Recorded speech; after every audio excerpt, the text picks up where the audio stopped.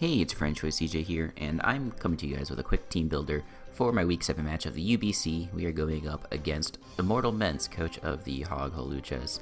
Now, Mence and I did play twice in UBC Season 3, both in Week 1 of the season and also the semifinals. And he took over a team from my buddy RG the Awesome, and he didn't really like using the team, but he went on to get the second best record in the league with it. It featured Volcanion and Sylveon and Galvantula, Fortress, Porygon 2. Mence really loves Porygon 2. That was like the only Pokemon that he really liked using on the team.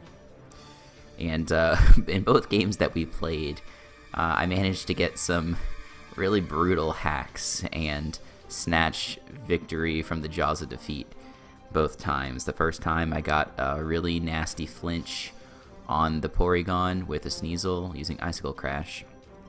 And I also had some other things happen, like he missed a Toxic and stuff like that. And then in the game of the playoffs, it was again my versus his Porygon. I had a Zapdos and it got a critical hit with a Thunderbolt, and that allowed me to 2-hit KO his Porygon when it otherwise would have been able to stall me out. So it's the record shows that I'm a 2-0 opponent for him, but that really doesn't tell the whole story. Mence is one of the battlers that I fear the most in this league. I think he's one of the best team builders and one of the best players around. So as you can see on the screen here, he has a team of Jirachi, Togekiss, Mega Venusaur, Salamence, Porygon 2, once again. He also has Rotom Wash, Doublade. He has Heracross. He has Houndoom. He has Piloswine, and he has Kabutops. So he has a lot of awesome Pokemon.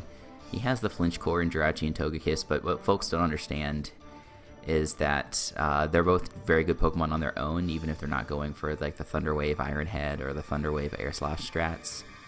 Jirachi especially is like one of the best Pokemon I think that you can draft in the league format because it's so versatile. It's got good offensive move pool, defensive, especially offensive move pool, good support. I think it's like about as good as Mew is. I think it's better than Mew, honestly, because Serene Grace actually provides some value as an ability, whereas Synchronize is pretty useless.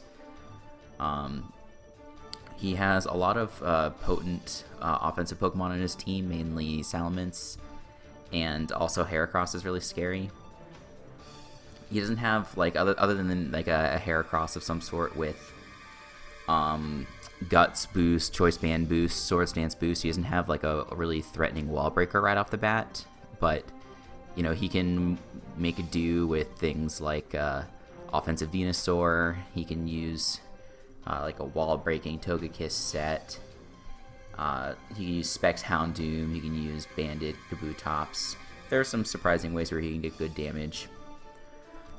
All that being said, I guess there's two more points I want to make. One is that his team is pretty slow in general. His fastest Pokemon is Salamence and Jirachi, or they are Salamence and Jirachi, and they're both at base 100. So I have some ways to outspeed him and sort of deal with his Pokemon that way. And you know, luckily my team is very offensive, so we can definitely capitalize on that. But so that's the first thing, and then the second thing I want to say is that you know, he has a lot of bulky Pokemon. I am equipped to deal with most of it. The only thing that I'm really kind of worried about facing is the Porygon. The Porygon is a huge threat. Once again, just as it was in our first matchup in Season 3 of the UBC. I don't even remember what my fighting type was in Season 3. It was Lopunny. So I don't think Lopunny had like a super great matchup versus Porygon. And you know, and I once again don't really have a super threatening fighting type. My fighting type is Poliwrath.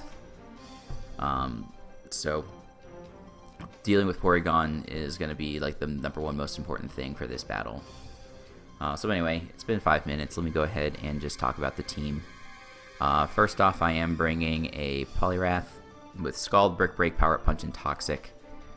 Bringing, you know, a mixed defensive spread. And we're running a careful nature. This speed stat, or the special defense stat here, allows us to give Porygon an attack boost instead of a special attack boost. But Porygon with its, Poliwrath with its defensive typing allows it to take on lots of Pokemon extremely well on Mence's team, like Kabutops. What else? Yeah, Piloswine can take on relatively well. It can take on the Houndoom extremely well. It can take on the Heracross relatively well. So, it doesn't want to take like close combats or anything that much, but it's just the one Pokemon that I wanted to bring for some sort of defensive pivoting capability, and then I also wanted to bring it again because Porygon is a threat. Now, Brick Break still doesn't do all that much damage to Porygon, so I wanted to give myself a couple of options here. First, I have the Toxic, of course, to potentially hit the Poliwrath, or, if he wants to pivot other things around on his team, I can do that. And then the other option I have is Power Up Punch. So Power Up Punch will allow me to do closer to like 60% with my Brick Breaks rather than somewhere around 40%. I'm still not sure if I want to. I think I want to keep the Scald because it'll, even though it doesn't benefit from Power Up Punch. Well, I don't know. Do I want to put Waterfall? Scald is just kind of nice because I could potentially burn something like Doublade, and because Doublade's not very specially defensive, Scald is nice. But yeah, so I think we're just gonna stick with that. And yeah, Power Up Punch plus Brick Break should allow me to it KO the Porygon. I wish Poliwrath got something like Drain Punch, but it does not, so that really sucks. And then we put just a little bit of speed into this thing in case he tries to speed creep it with stuff like Porygon. So yeah, that's the Poliwrath set this week. This is a Pokemon I've really been relying on the last few weeks because it's just got such good defensive typing. So this is one sort of Porygon check, but it's also just a check to some of his other offensive threats, especially his lower tiered ones. Next up, we have a Choice Band and Tyrantrum. Head Smash, Earthquake, Aerial Ace, Sleep Talk, Adamant Nature. This is another good way to deal with Porygon, just because Choice Band and Head Smash does a lot of damage. It does like 60% to Porygon, and so depending upon what sort of prior damage the thing has, depending on what Pokemon he has in, if he's going up against Poliwrath or something and I want to switch out, or he's going up against Greninja and I want to switch out, I could try and bring the Tyrantrum on a Thunderbolt and prepare to do some good damage to it with the Head Smash. But yeah, because I don't have a lot of other ways to hit it super effectively, I wanted to hit it with Head Smash. I could use Superpower, but Superpower only does like 5% more than Head Smash, and then obviously you have to deal with the attack and defense drops the next turn. And so Head Smash just seemed better. Earthquake then hits the Doublade, which is one of his few rock resists, and then Aerial Ace hits the Heracross, which is another one of his few rock resists. And I didn't really feel like I needed another move in the last slot, so I went with Sleep Talk. It was really tempting just to go with like Head Smash, Sleep Talk, and literally only have 2 moves. Because even things like Heracross and Doublade aren't going to take Head Smash. Well, Doublade and... oh, actually, we don't even need the Aerial Ace, because I'm so dumb. Heracross doesn't resist Head Smash. So let's take this off. We don't even need this. So we could just go with this set, really. The reason running 3 moves might be a good option is because then we Sleep Talk into one of these other 2 moves, which is nice. And it'd be kind of worthless to Sleep Talk into Aerial Ace. I'll do some calcs, and I might even just run literally Head Smash and Sleep Talk. But yeah, Sleep Talk is there because Venusaur could potentially put us to sleep. Could have Sleep Powder, and it'd be kind of cheeky to switch this in. And at least we do resist the Sludge Bomb if he wants to go for it. Not that I really want to switch this in on Venusaur, but we'll see. I just went max on this because this pretty much allows us to outspeed Jirachi if he's not running any speed EVs. I forgot that Jirachi is also a rock resist. But yeah, if for some reason he tries to run 0 speed on that, we will outspeed with this. And if he tries to put like just 16 IVs or so into here, we will be outspeeding that. And he's going to have to run a good chunk of speed on things like Rotom if he wants to outspeed Tyrantrum. So that's the Tyrantrum set. Next up, we've got Bane, the Nidoking with Sludge Wave, Earth Power, Ice Beam, Stealth Rock. Pretty normal looking set. We've done the same thing with the Nidoking. We've made it stronger in special defense than in defense so that the Porygon doesn't get the special attack boost. And then otherwise, this thing just has great coverage versus his team. And it outspeeds a lot of his Pokemon. Sludge Wave smacks Togekiss, Earth Power smacks Doublade, it smacks, all sorts of things. Ice Beam. If I need to leave a Nidoking on the Salamence, Ice Beam is going to smack it. And then this is the only Pokemon on my team that really wanted to run Rocks, so that's what we've done here. And I didn't really need another coverage move. So yeah, Nidoking's just here because it plows through things. Yes, he can revenge me with the Mence or the Jirachi, or if he brings something like Scarf Togekiss. But it otherwise apply a lot of pressure. Focus Sash is kind of tempting, just so I can lead with it, be guaranteed to get up rocks. Because he doesn't have very good removal. He has Defog on Togekiss, and he's got Rapid Spin on Kabutops. And I think that's it. But the power is just really nice. Especially because he's such a bulky team. The crazy thing is that things like Sludge Wave still don't even do that much damage to the Porygon 2. Even though this is like such a powerful attack. But, it is what it is. Next up, we have a Psychium Z, Greninja, Extra Sentry, Dark Pulse, Ice Beam, and Surf. Greninja is going to be luring in the Venusaur. So if we could smack the thing with an Extra Sensory or a Psychium Z, getting that Shattered Psyche off, that'd be really nice. And then this just has really nice coverage versus his team. Dark Pulse for Jirachi, Ice Beam for Mence, Surf for most of the rest of his team. It hits Houndoom for super effective damage, which otherwise walls this set. Greninja is just pretty nice here. And because his speed tiers are pretty poor, like he doesn't, not that his speed tiers are poor, but he just doesn't have fast Pokemon, but he can afford to run a Modest Nature, which is pretty nice. But yeah, this just applies a lot of pressure versus his team. If we get in a situation late game where his Pokemon are weakened, we can just kind of clean up with this Greninja, I think. Next, we have Choice Scarf, Thundurus with Volt Switch, HP Ice, Psychic, and Dark Pulse.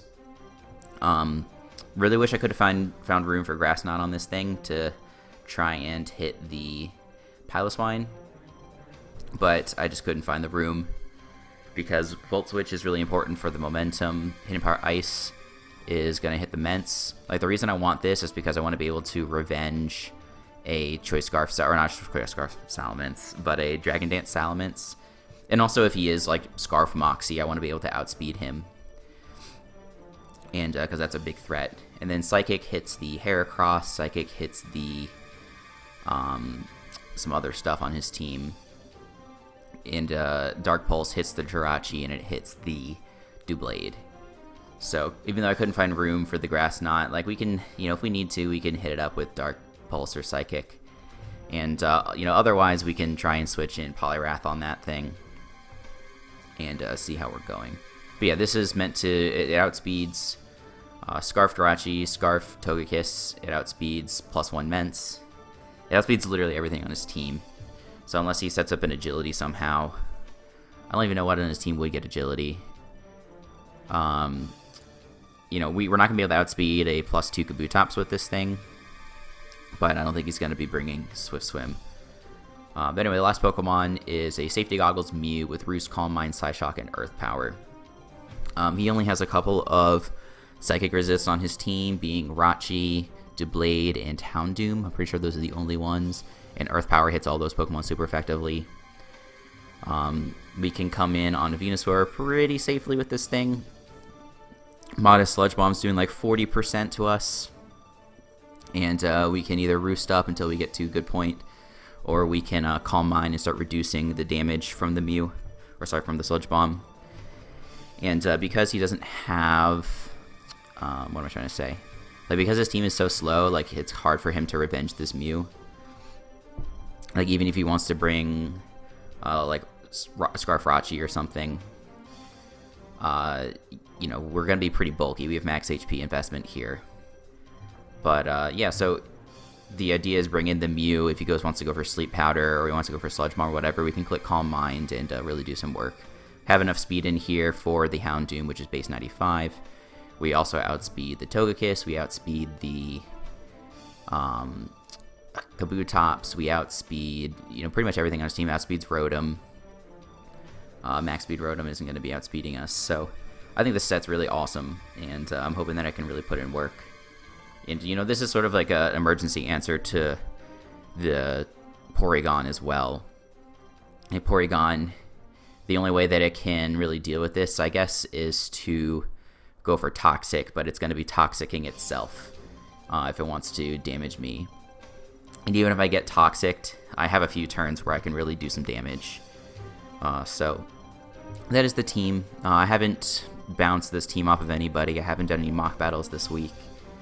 I've just been really busy. I just got back from vacation a few days ago, so things are still sort of, we're finding our way back into a routine. But I think this is the best I can do. I don't really know what else I can bring that would do better against the Porygon. And against the rest of his team, like, I don't have switch-ins for a lot of Pokemon, like Heracross I don't switch into, Mence I don't really switch into. I've just got to hope that I don't get, something like Mence isn't able to get up to +2 speed. And, yeah, it's going to be a very hyper-offensive game. That's really just all of my games this season. They're all very offensive. Like, all of my wins have been extremely narrow, and all of my losses have been blowouts. But this game's really important because if I can win this game, I end up in the top 4 of the league. But there's a lot of teams that are sort of in this like 4-2 range, 3-3 range that I'm in right now. And those teams are going to have a really vicious fight for the final playoff spot. So we'll see how it goes. Battle will be going up soon. I think I'm going to be uploading this on Monday. And like sometime in the early afternoon, and the battle will go up in the evening. So hope you guys are looking forward to it. It's been a pretty long team builder, but it's because it's a really important match. Mence and I are actually both in this sort of middling range of records, and we both really need to win. So that'll do it for me. Thank you guys for watching. Make sure you check back for more gaming and Pokemon content. And until the next time, I'll see you guys later.